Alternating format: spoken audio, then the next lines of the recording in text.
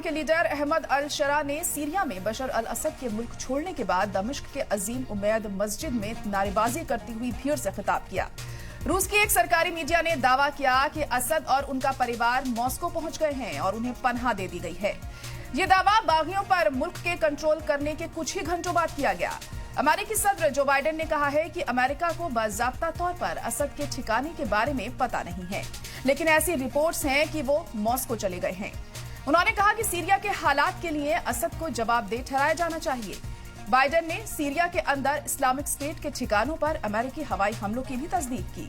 Biden ने कहा कि अमेरिका, जिसके पास साउथ ईस्ट सीरिया में तकरीबन 900 फौजी हैं, वह इस बारे में बिल्कुल साफ है कि आईएस इन हालातों का फायदा उठाने की कोशिश करेगा और हम ऐसा होने नहीं देंगे।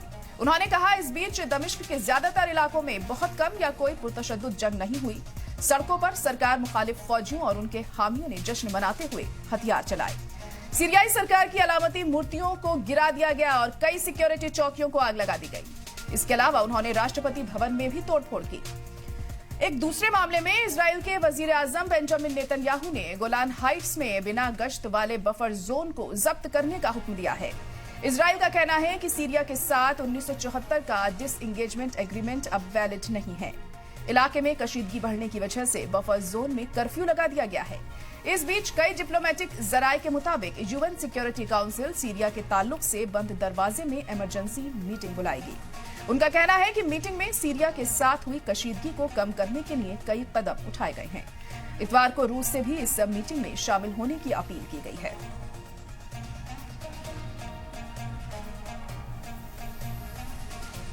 तो एसटीएस के सदर ने यहां पर आवाम को भी खिताब किया है। दमिश्क पर कब्जे के बाद ये खिताब किया गया।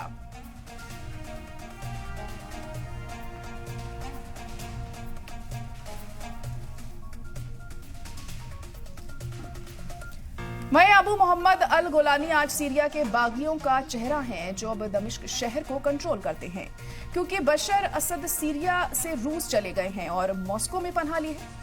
गोलानी 2003 में इराक में अलकायदा में शामिल हो गए। सीरियाई खाना जंगी के दौरान उन्होंने अलकायदा के लिए वफादारी का हलफ लेते हुए नुसरा फ्रंट का कयाम किया, लेकिन 2016 में उन्होंने अलकायदा में खुद को इस अलकायदा से दूर ही कर लिया। उन्होंने अपने ग्रुप का नाम बदलकर जबात फतेह अल शाम और फिर हयात तहरीर अल शाम एचटीएस रखा और सीरिया के नॉर्थ वेस्ट कोने में इदलिब सूबे में अपने इख्तिदार को मजबूत किया। गोलानी ने अपनी छवि को फिर से बनाने में कई साल बिताए, खुद को सेक्युलर चेहरे के तौर पर जाहिर किया।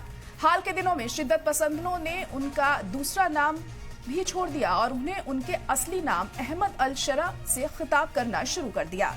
इसके बावजूद अमेरिका, जिसने 2013 में गोलानी को दहशतगर्द करार दिया था, अभी भी उनके बारे में जानकारी देने वाले को $10 मिलियन तक इनाम दे रहा है।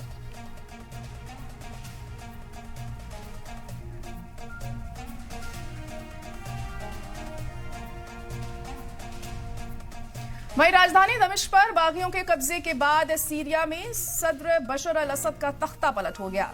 बागियों ने सीरिया के 5 बड़े शहरों पर पूरी तरह कब्जा कर लिया। सीरिया में अब आगे क्या होगा, जानने के लिए देखिए ये खास रिपोर्ट।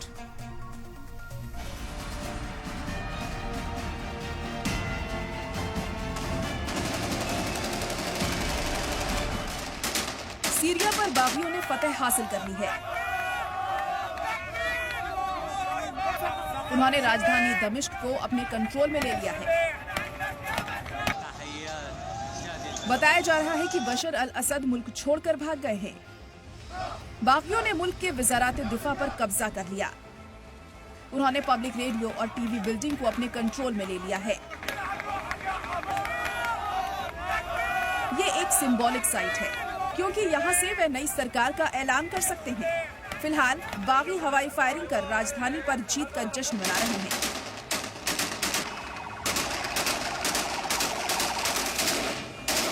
सीरिया की फौज के कमांडरों ने बाज़ाब्ता तौर पर ऐलान कर दिया है कि सीरिया में सदर बशर अल असद का 24 सालों का इक़्तिदार खत्म हो गया और सीरिया असद से आजाद हो गया। बागियों की राजधानी दमिश्क में दाखिल होते ही उनके इस्तकबाल में हामियों ने नारेबाजी की। दमिश्क के कई चौक चौराहों पर लोगों का जमावड़ा लग रहा है। वे आजादी आजादी के नारे लगा रहे हैं। बागियों के कमांडर्स ने कहा है कि हम इस मौके का इस्तकबाल करते हैं। अब सियासी बंदियों को छोड़ा जा रहा है, उनकी चेन खोले जा रहे हैं और सीरिया में नाइंसाफी का इक़्तिदार खत्म हो रहा है। 50 साल पहले बशर अल असद के वालिद हाफिज अल असद ने बड़े हंगामे के बाद मुल्क के इक़्तिदार पर कब्जा किया था। बागियों ने एक बयान में कहा, असद की पार्टी के तहत 50 बरसों के इस्तेहसाल और 13 बरसों के जुल्म, ज्यादती और बेघर होने के बाद हम आज़ादी का ऐलान करते हैं। ऐसा पहली बार नहीं है जब सीरिया में इस तरह की बगावत और तख्ता पलट हुआ हो। 1950 और 60 के दशक में जब सीरिया में तख्ता पलट हुआ तो आर्मी ने सबसे पहले रेडियो टीवी बिल्डिंग को अपने कब्जे में लिया और फिर नई सरकार का ऐलान किया। अब एक बार हयात तहरीर अल शाम ने उसी तख्ता पलट को दोहराया है। लेकिन सवाल ये है कि इस बगावत के पीछे आखिर असल मकसद क्या है और सबसे ज्यादा किसको इस बगावत से फायदा पहुंचने वाला है। जिस तरह से एक तरफ अमेरिका और दूसरी तरफ रूस असद और बागियों की हिमायत करते आए हैं, उससे कहीं न कहीं इस बात पर भी सवाल खड़े हो रहे हैं कि क्या अपने मुल्क को खुद अपने बाशिंदे ही तबाह कर रहे हैं या फिर इसके पीछे कोई और है। ब्यूरो रिपोर्ट, सलाम टीवी। तो सीरिया में मौजूदा हालातों पर अभी क्या चल रहा है, इस पर हम चर्चा करेंगे। खास मेहमान भी हमारे साथ जुड़ चुके हैं। अब्बास मेहंदी साहब हमारे साथ जुड़ गए हैं, जो कि हमारे आउटपुट हेड हैं। इसके अलावा डॉक्टर ब्रह्मदीप अल्यून जी जुड़ गए हैं, जो कि इंटरनेशनल अफेयर एक्सपर्ट हैं, और पीके सहगल जी भी इस वक्त हमारे साथ जुड़ चुके हैं, जो कि डिफेंस एक्सपर्ट हैं। आप सभी का बहुत इस्तकबाल है सलाम टीवी में। अब्बास मेहंदी जी, सबसे पहले आप ही के पास मैं यहाँ पर आऊंगी। अब सीरिया में जो हालात हैं, अब असद के बाद किस तरीके से मुस्तकबिल आप सीरिया का देख रहे हैं, क्या हो सकता है आने वाले दिनों में? जी बिल्कुल, बहुत ही अहम सवाल है आपका कि बशर असद जिसकी पूरे कुनबे ने, पूरे ख़ानदान ने 50 साल सीरिया में हुकूमत की और पिछले 13 सालों में ऐसा क्या हो गया कि अवाम वहाँ के बशर असद के मुखालिफ हो गए। 13 साल से अरब स्प्रिंग के बाद लोगों को लगा कि यहाँ भी रिजीम चेंज की जा सकती है। 13 साल पहले 2011 में जब सीरिया में स्प्रिंग शुरू हुई, अपराइजिंग शुरू हुई, तो उस वक्त तक बशर असद ने कुछ ऐसा काम नहीं किया था। लेकिन बागियों को सप्रेस करने के लिए बशर असद ने गन का भी सहारा लिया, फायरिंग भी की, स्ट्रेट फायरिंग की, बहुत लोग मारे गए। अब सबसे बड़ा सवाल यह है कि बशर असद के बाद जिन लोगों के हाथों में सीरिया है उसमें कौन लोग हैं? तहरीर अल शाम, अहरार अल शाम, अल नुसरा फ्रंट जो कि अब तहरीर अल शाम हो गया है, national front for liberation, Syrian democratic forces, al Qaeda के आतंकवादी, ISIS के आतंकवादी, टर्की के पाले हुए कुछ नाम नेहाद मुजाहिदीन इस वक्त सीरिया पर कंट्रोल किए हुए हैं। तो अब आप ये सोचिए कि बागियों, जिनको हम भी बागी लिख रहे हैं, अरब मीडिया भी बागी लिख रहा है, जबकि वो बागियों का सबसे बड़ा लीडर है अबू मोहम्मद अल गुलानी, उस पर $10 मिलियन का अमेरिका ने इनाम घोषित कर रखा है। वो अल-कायदा का 10 साल टेररिस्ट रहा, उसने इराक में, सीरिया में टेररिज्म किया। उसके बाद फिर उसने ISIS ज्वाइन किया, ISIS में उसकी नहीं बनी तो फिर उसने अल नुसरा फ्रंट बनाया 2016 में, और अभी पिछले कुछ सालों से हया तहरीर अल शाम के नाम से उसने अपना एक ऑर्गेनाइजेशन बनाया। तो अब बिल्कुल साफ है कि अफगानिस्तान में जिस तरह से तालिबान टेररिस्ट सरकार चला रही है, बांग्लादेश में जैसे शेख हसीना के बाद आतंकवादियों के हाथ में बांग्लादेश है, उसी तरह से सीरिया की बागडोर, सत्ता की बागडोर आतंकवादियों के हाथ में है। इसको दुनिया बागी कहे, ये दुनिया का दोहरा चेहरा है, ये अमेरिका का दोहरा चेहरा है, ये मिडिल ईस्ट का, अरब वर्ल्ड का दोहरा चेहरा है। अमेरिका का दोहरा चेहरा क्या है कि एक तरफ तुम अबू मोहम्मद अल गुलानी को टेररिस्ट कहते हो, $10 मिलियन का इनाम रखते हो, और दूसरी तरफ तुम ये कहते हो कि सीरिया में पिछले 13 सालों में जो हुआ उसके लिए असद को जिम्मेदार ठहराया जाए। तो असद को किस बात के लिए जिम्मेदार ठहराया जाए? क्या असद सरकार ने सीरिया की औरतों को, लड़कियों को बाजार में बेचा था, सेक्स स्लेव बनाया था? क्या असद सरकार के फौजियों ने लोगों के सर कलम किए थे? क्या असद सरकार ने सहाबी रसूल हुज्र बिन अदी, अम्मार यासिर, ओवैसे करनी जैसे अजीम मर्तबत सहाबियों के मज़ारात गिराए थे? क्या वहां उन्होंने तांडव किया था? क्या जो 5 लाख लोग मारे गए, क्या असद की आर्मी ने मारा था? नहीं, उसको अल-कायदा ने मारा है, ISIS ने मारा है, अल नुसरा फ्रंट ने मारा है। तो अब ये दुनिया का दोहरा चेहरा है, आतंकवाद को लेकर दोहरा चेहरा है कि जब हम आपके हक में काम करने लगे तो आप बागी लिखे जाएंगे, लेकिन अगर हम आपके हक में काम ना करें तो आप टेररिस्ट लिखे जाएंगे। तो ये दुनिया का दोहरा चेहरा है। अमेरिका उसमें शामिल है, इजराइल उसमें शामिल है, और उसमें अरब वर्ल्ड शामिल है, उसमें कतर शामिल है, उसमें सऊदी अरब शामिल है, उसमें टर्की शामिल है। तो आपका जो सवाल था मैं कंक्लूड कर रहा हूं कि अब सीरिया के हालात, सीरिया को उर्दू में शाम कहते हैं, तो लोग कह रहे हैं, ये नारे दे रहे हैं कि ये शाम के शहजादे थे और शाम के बाद अब नई सुबह आई है। तो याद रखिए, शाम के बाद रात आती है, और ये शाम के बाद अब सीरिया में जो रात आई है ये बहुत तारीख रात आई है, क्योंकि जिन हाथों में सीरिया है उनके हाथ मासूमों के कत्ल में डूबे हैं, औरतों की इस्मतों को लूटने में डूबे हैं। जी जी बिल्कुल। और देखिए क्या बदलाव सीरिया में आने वाले दिनों में होता है, ये बहुत अहम होगा यहां पर देखना। और आखिर इसका जिम्मेदार कौन है, ये भी एक बड़ा सवाल है। डॉक्टर ब्रह्मदीप जी, आपको क्या लगता है इन तमाम हालातों के पीछे आखिर किसका मेन तौर पर हम हाथ माने, आप किस तरह से देख रहे हैं इसे? देखिए, असद का जो अर्थ होता है अरबी में वो शेर होता है, मतलब वीरता का प्रतीक होता है। लेकिन जो सीरिया है वहां पर असद का मतलब है अत्याचार, असद का मतलब है निर्ममता। तो आपने कभी नुमाइंदगी की ही नहीं सीरिया की, आपने नुमाइंदगी छोटे से तबके की।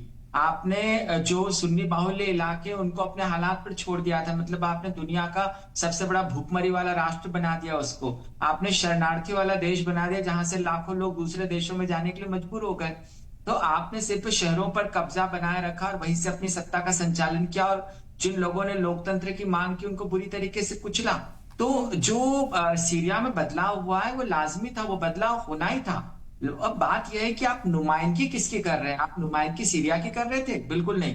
असद ने कभी सीरिया की नुमाइंदगी की ही नहीं, और ऊपर से अपने आप को सत्ता में बनाए रखने के लिए आपने हिजबुल्ला का सहारा लिया, आपने ईरान का सहारा लिया, आपने रसिया का सहारा लिया, और दुनिया का प्रतिद्वंदिता का मैदान सीरिया को बना दिया। अब जो कुछ हुआ है सीरिया में वो बहुत ठंडी हवा का झोंका है, बहुत अच्छा हुआ है, क्योंकि अंततः लोकतंत्र के आने की उम्मीदें तो बड़ी है। अब मुद्दा यह है कि इसमें बहुत सारे इन्वॉल्वमेंट भले ही हो, लेकिन सीरिया की नुमाइंदगी करेगा कौन? अब हयात अल शाम के जो नेता है वो जब मुखातिब हुए अभी वो एक पुरानी मस्जिद से लोगों से, तो उन्होंने असद को एक शिया बताया, खुद को सुन्नी नेता के तौर पर बोला। अभी जो थोड़ी देर पहले भाषण हुआ उनका, ये चीजें अब यदि उन्होंने ऐसा किया है तो इसका मतलब है कि सीरिया को आप गृह युद्ध की आग में झोंक देंगे। फिर ऐसे में आप पर कुर्द कैसे भरोसा करेंगे जो 10-15% है, और दक्षिण पश्चिम सीमा पर वो स्वायत्तता की मांग कर रहे हैं। यदि आप टर्की के इशारों पर चलेंगे तो फिर उन कुर्द तो आप पे भरोसा करेंगे नहीं। दूसरी बात यह भी कि असद का जो परिवार है जो कि वहां पर करीब 50 सालों से है, वहां पर शिया जो है वो, तो उन्होंने जिस कड़ाई से शासन का संचालन किया है, तो जो सुन्नी लोग हैं उनके मन में उनके प्रति गुस्सा भी होगा, वो गुस्सा भी बाहर आ सकता है। वहां पर 10% ईसाई भी है। तो यहाँ पर इंटरेस्ट भले ही दुनिया की कुछ हो, लेकिन वहां पर जो कबीलाई संस्कृति है, जो विविधता है, तो उनके बीच एकता स्थापित करने की ताकत किसमें है? क्या हयात अल शाम पर विश्वास करेंगे जो अलकायदा से और ISIS से निकले? क्या उनके विचारों पर वो रहेंगे?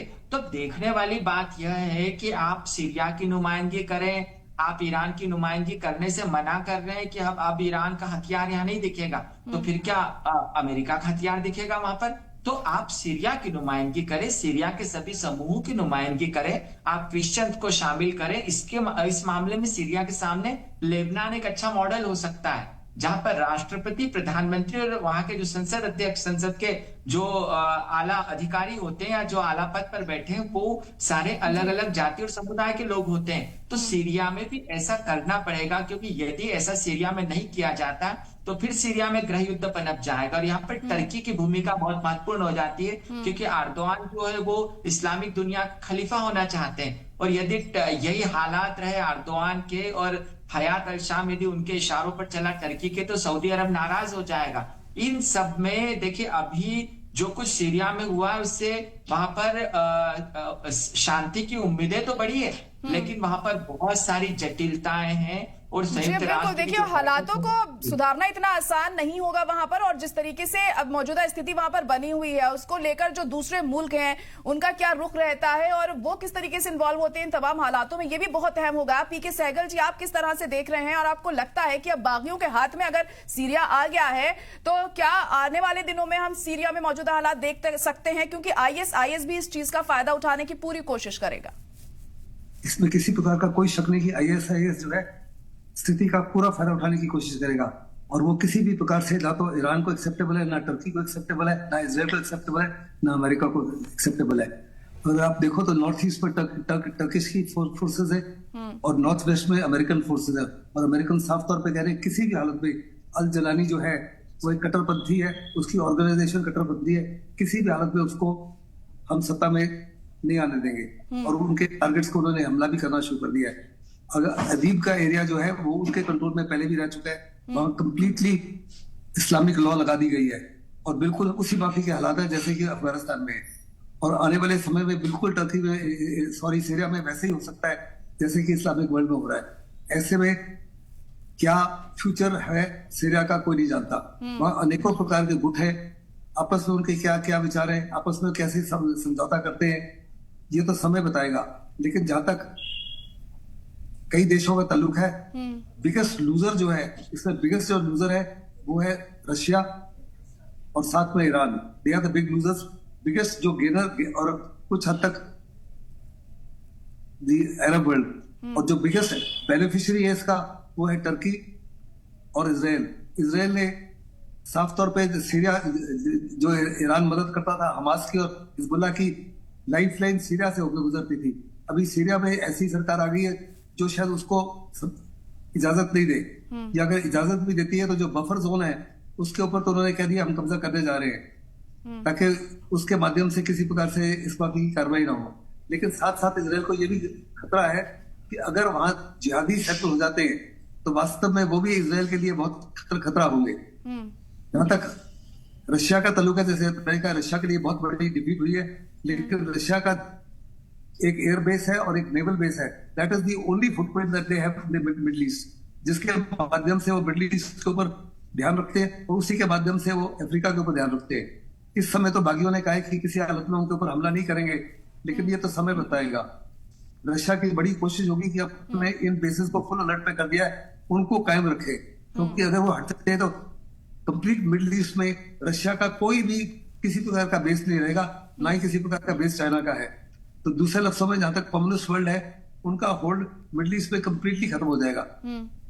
रशिया का भी चिंतित है।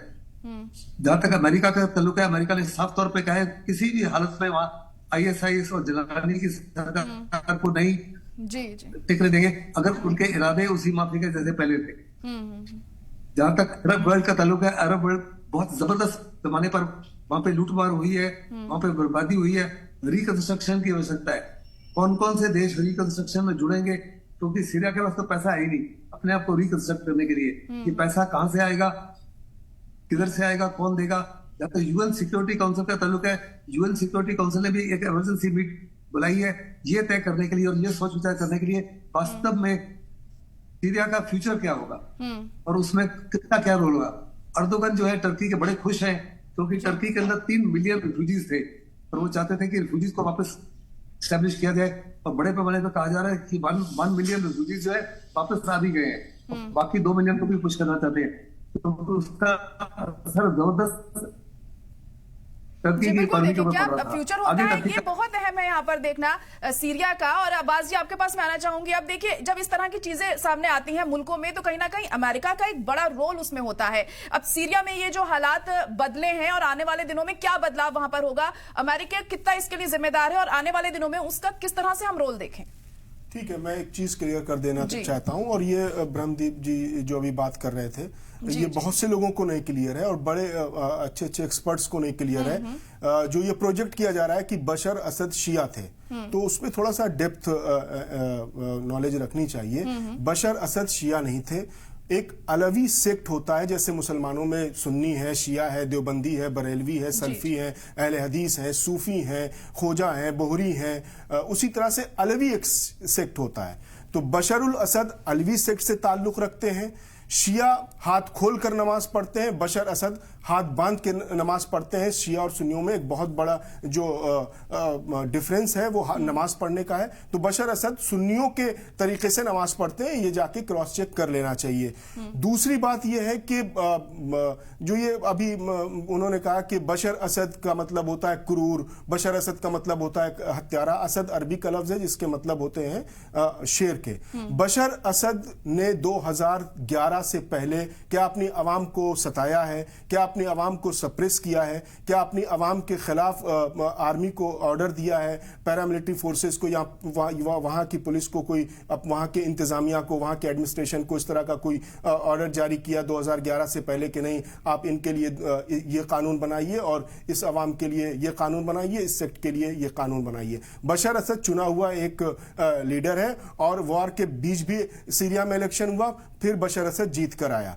जब किसी हुकूमत के खिलाफ कोई बगावत होती है, जब बागी उठेंगे और मुल्क की सॉवरेनिटी को खतरा होता है और उस मुल्क में बाहरी फोर्सेस इन्वॉल्व होती हैं, तो वहां की मुल्क, वहां की सरकार, वहां की आर्मी उन बागियों का सर कुचलेगी, उन बागियों की बगावत को दबाएगी। ये हर मुल्क का, हमारे मुल्क में अगर खुदा न खास्ता इस तरह का कोई खदशा और खलफशार पैदा होगा तो बेशक यहाँ की हुकूमत उसके खिलाफ एक्शन लेगी और हम सब हुकूमत के साथ रहेंगे। तो बशर असद ने अपनी आर्मी को ऑर्डर कब दिया? जब वहां ISIS एक्टिव था, जब वहां अलकायदा एक्टिव था, जब वहां अल नुसरा फ्रंट एक्टिव था। अब सवाल यह है कि इन जैसे लोगों को अब उन्होंने अभी इससे पहले जो मेहमान थे मैं उनका बड़ा एहतराम कर रहा हूं, उन्होंने बशर असद को क्रूर और हत्यारा तो बताया, लेकिन बड़े मजे की बात यह है कि उन्होंने अबू मोहम्मद अल गोलानी को, जो गोलान हाइट के रहने वाले अपने नाम के आगे गोलानी लिखते हैं, अबू मोहम्मद अल गोलानी को टेररिस्ट नहीं बताया, जिसने 10 साल अलकायदा में रहकर इराक, कुवैत और सीरिया में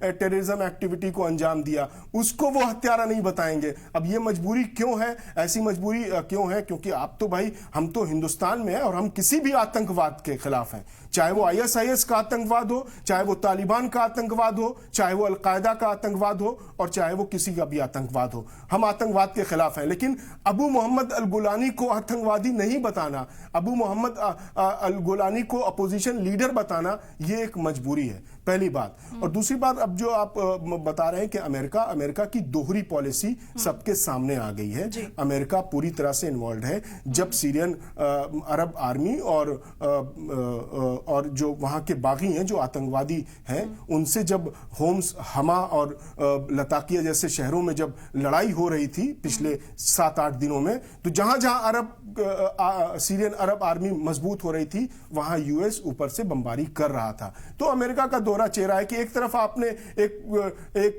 इंसान को टेररिस्ट घोषित किया और $10 मिलियन का इनाम रखा और दूसरी तरफ आप उसकी हिमायत कर रहे हैं। तो ये अमेरिका का दोहरा चेहरा है। और टर्की की इकोनॉमी खराब है, टर्की में बेरोजगारी है, टर्की में महंगाई है।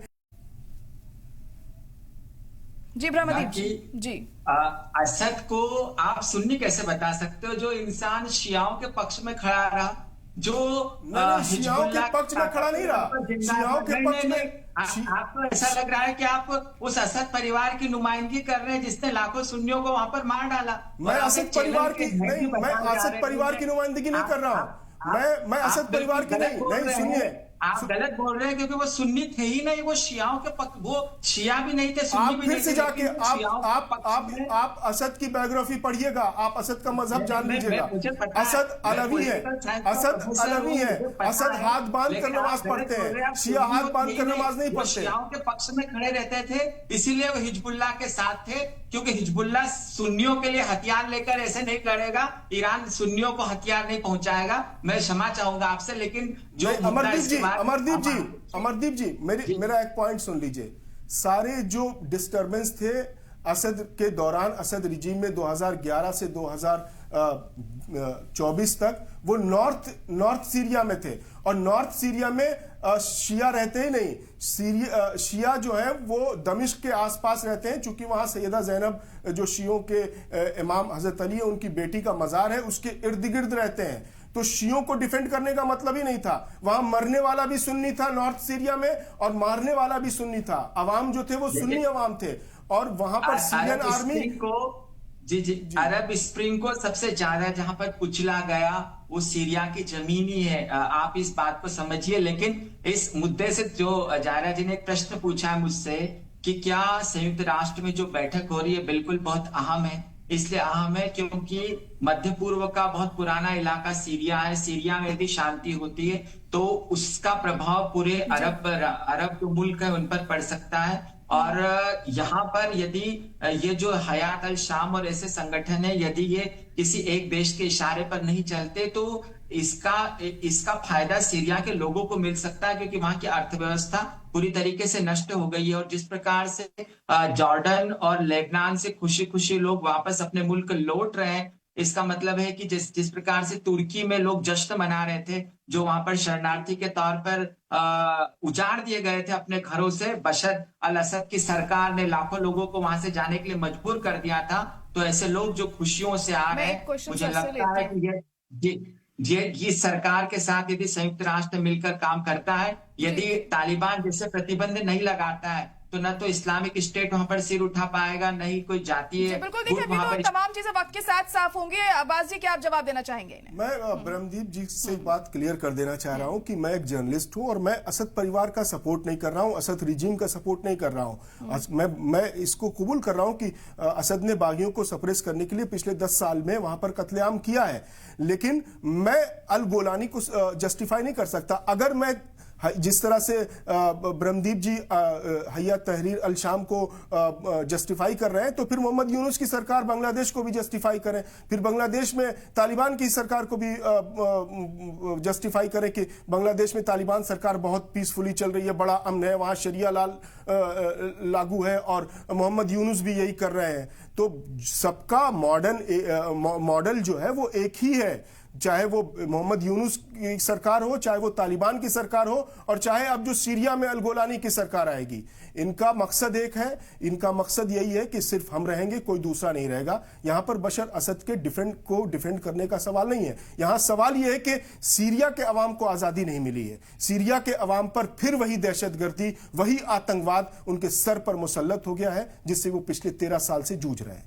जी बिल्कुल, देखिए अब मुस्तकबिल में क्या सीरिया के हालात होते हैं, इस पर सबकी नजरें टिकी होंगी। फिलहाल आप सभी का बहुत शुक्रिया हमारे साथ जुड़ने के लिए।